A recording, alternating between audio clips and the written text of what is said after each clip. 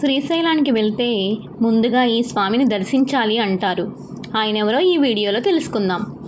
శ్రీశైలానికి వెళ్తే చాలామంది నేరుగా మల్లికార్జున స్వామి దర్శనానికి వెళ్తారు. కానీ ఒక గొప్ప రహస్యం తెలుసా? ఈ క్షేత్రానికి క్షేత్రపాలకుడు బయలు వీరభద్రస్వామి.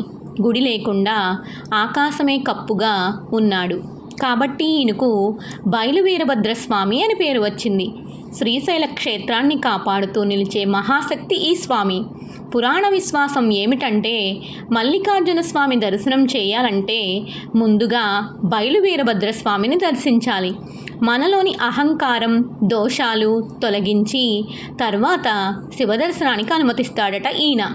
కాబట్టి మీరు ఈసారి శ్రీశైలానికి వెళ్తే ముందుగా ఈ క్షేత్రపాలకుణ్ణి దర్శించి నమస్కరించండి. తర్వాత మల్లికార్జున జ్యోతిర్లింగాన్ని దర్శించండి. ఈ వీడియో కనుక మీకు నచ్చినట్లయితే ఒక లైక్ చేసి మీ ఫ్రెండ్స్ అండ్ ఫ్యామిలీ మెంబర్స్కి షేర్ చేయండి. మరిన్ని వీడియోస్ కోసం నా ఛానల్ని సబ్స్క్రైబ్ చేయండి.